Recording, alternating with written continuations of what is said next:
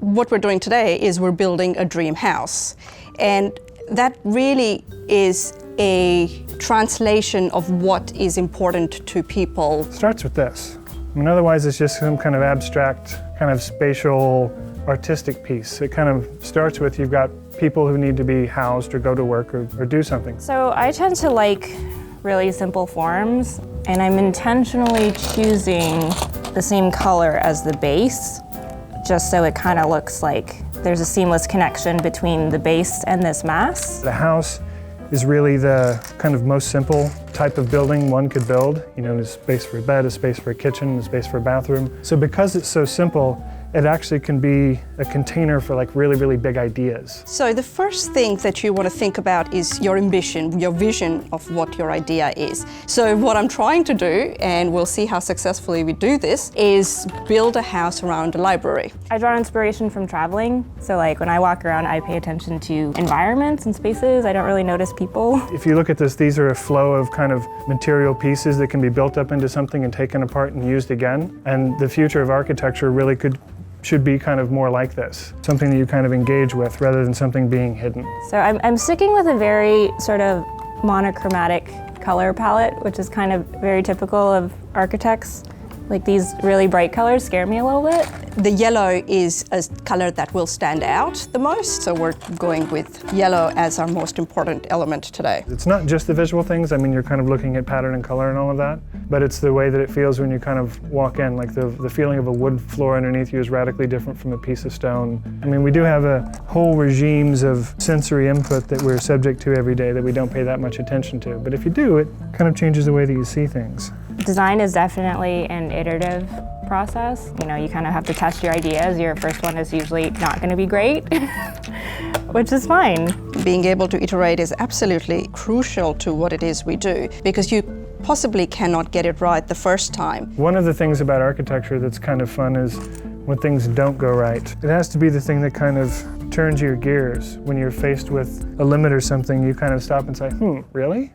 Does that have to be so? Does that necessarily have to be a limit? Creativity can tend to come out of a lot of restrictions just because you have to work within that. And that's common for a lot of architecture because you're trying to conform to a lot of like zoning regulations and building code, also client requirements, budget. Like there's so many constraints. You tend to have to be very creative with your solutions. It's really a profession all about where you dream, and then you see your dream and your vision come to reality, to fruition. And that's really quite marvelous. Lately, a lot of people who've gotten architecture degrees have left the profession and gone into like game design or things like that. Some of Nike's head shoe designers were trained as architects. And it's really important for us to understand architecture the way we would understand music, the way we would understand dance, because it is the beautiful qualities of the spaces we live in, we work in, we play in. It's constantly surrounding us. With Instagram and social media, there's a lot of feature on architecture and design now, so people are starting to see it as something of value and why it's worth investing in. Most architects that I know, you kind of see it as a calling, as something you're very passionate about. So as you imagine, as someone is kind of walking across the front of there, and I've kind of used the colors instrumentally, but you can see the kind of layers of the house as you move through, and how the windows are getting a little bit smaller and smaller and smaller. So as a pedestrian walking by the front, the house doesn't feel like it's totally shut off, that if there's trees and stuff back here, you'd be able to see all the way through. And it also creates this false sense of depth. So imagine that this is the front door, right? So we have our rather large windows. This could be the kitchen. Imagine that we've kind of completed these parts, but that this is kind of still open. So you have a garden that's kind of separating the public pieces of the house from the more kind of private pieces of the house. That element has actually also kind of worked its way around out here. So with here you can kind of see the depth. So again, we're trying to create these connections through this way that kind of stitch the building together from a conceptual and experience point of view. So there is your mock-up for a house. This is my house.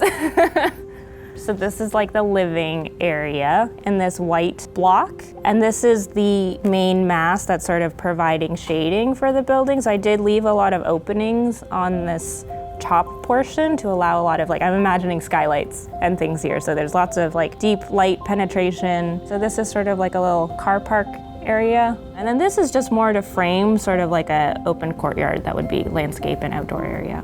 So all these yellow boxes, my library that extends through the entire site, and it holds and brings the whole house together. And then the house is not necessarily divided into living rooms or dining rooms or bedrooms. Most of the house feels like it's blank. What I'm imagining there, that there's a big piece of glass in here. So that glass allows you to look at the water, hear the water singing, have the sea figuratively come into the house. Back in here is what I'm imagining is where you enter from. So this is a space where we share our library.